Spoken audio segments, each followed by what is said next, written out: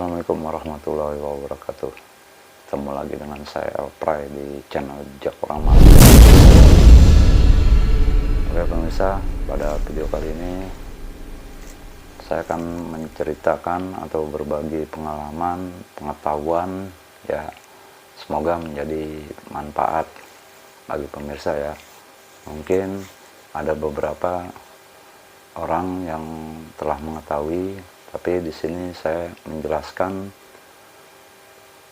untuk orang yang mungkin belum mengetahui atau tidak mengetahui. Oke gitu pemirsa ya. Jadi judul video kali ini adalah tanda-tanda rumah yang dihuni oleh jin pengganggu. Nah, ya seperti kita ketahui, tidak semua orang percaya adanya dunia lain gitu, yang dihuni oleh makhluk astral, itu makhluk halus ya, seperti bangsa jin. Ya, ini disebabkan karena tidak semua orang juga yang dapat melihat, ya melihat dengan visual mata, gitu. Dengan adanya suatu penampakan makhluk astral atau jin ya. Nah, kenapa saya berceritakan hal ini? Karena seperti kita ketahui adanya alam gaib. Nah itu, jadi kalau dibilang di rumah, suatu rumah itu bersih, nggak ada makhluk halusnya, itu nggak juga pemirsa ya. Kita semua kembaliin kepada fakta atau mitos gitu. Di video ini saya menjelaskan tanda-tandanya aja, tanda-tanda atau ciri-ciri ya pemirsa ya. Konon katanya ada orang yang bisa memiliki kemampuan khusus ya, ini kan biasanya disebut dengan istilah populer ya, itu namanya indigo katanya begitu, atau apalah orang spiritual atau orang pintar atau apalah ya, yang dapat melihat, yang mempunyai kelebihan atau kemampuan khusus, dia dapat melihat adanya suatu penampakan makhluk astral gitu ya. Nah, terus bagaimana dengan orang yang awam seperti saya nih? Saya kan kagak bisa melihat ya, gitu ya. Terus bagaimana dengan orang yang awam atau orang biasa gitu? Apa dia tidak bisa melihat? Ya benar, itu memang tidak bisa melihat pemirsa. Tapi kan kita paling enggak kita tahu ciri-ciri atau tanda-tandanya gitu pemirsa ya. Ada juga cerita mitos atau konon katanya seperti halnya dengan manusia di dunia lain itu atau gaib itu ya, di sana juga ada jin yang jahat dan ada jin yang baik gitu. Kenapa bisa terjadi begitu? Di sini saya tidak akan membahas itu karena gaib adalah urusan gaib pemirsa gitu ya. Ya saya akan menjelaskan tentang tanda-tandanya aja ya, gitu, yang di dalam suatu rumah atau suatu tempat itu yang dihuni oleh jin pengganggu. Baik pemirsa, saya akan jelaskan tentang tanda-tanda rumah yang dihuni oleh jin pengganggu gitu ya. Bismillahirrahmanirrahim. Jadi pertamanya itu ciri-cirinya itu adanya cahaya lampu.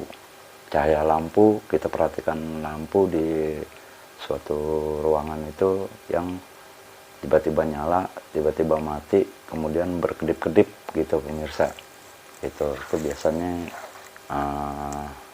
apa ya, kalau saya bilang ini kan lampu banyak nih di dalam rumah, tapi ada satu lampu yang berkedip-kedip, kemudian nyala, kemudian mati gitu ya.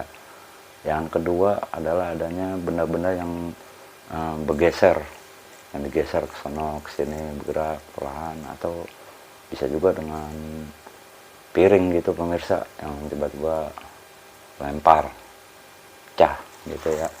Jadi itu ulah usil namanya, usil gitu pemirsa ya. Yang ketiga itu adanya suatu gerakan atau bayangan dari seorang itu apabila masuki suatu rumah, dia merasa diikutin. Jadi kayaknya ada yang ngikutin gue nih. Nah, feeling kan gitu pemirsa ya, dari indra apa ya, indra rasa. Kan kita punya 5 panca indra ya, pasti bisa ngerasain itu, kayaknya merasa diikutin nih gitu. Dan mereka ini saya sebut mereka ya, misalnya mereka merasa senang kalau manusia itu merasa takut gitu. Jadi dia makin senang tuh pemirsa.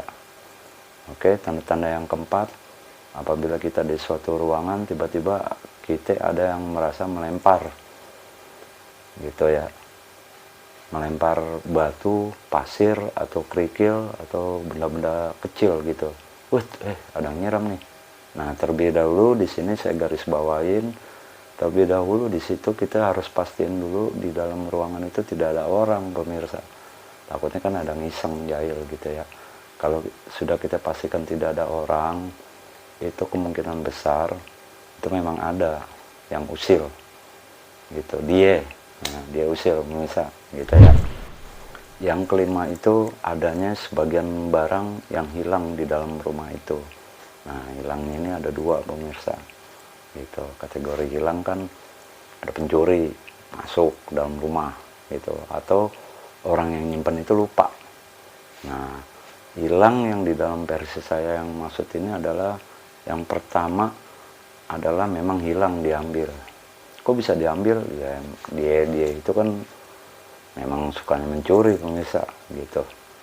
Ya kalau untuk cerita gaib, urusan gaib saya nggak akan bahas itu. Cuman di sini harus dijelaskan di tanda-tanda saya ini hilang itu bisa jadi itu diambil.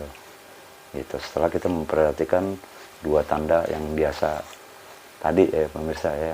Hilang kedua adanya orang yang kerasukan atau bahasanya kesambet gitu pemirsa. Nah itu hilang pengertiannya seperti itu. Allahu a'lam. Jadi saya hanya menceritakan tanda-tandanya. Mudah-mudahan penjelasan saya ini bisa bermanfaat ya, khususnya bagi yang belum mengetahui ataupun yang tidak mengetahui. Lebih khusus buat orang-orang, sahabat, pakar, sepuh sekalian gitu. Saya mohon maaf apabila penjelasan saya ini dirasa ada yang kurang, silakan menambahkan karena kita sama-sama berbagi pengetahuan gitu ya pemirsa ya. Terima kasih sudah menyaksikan tayangan ini. Saya mohon undur diri.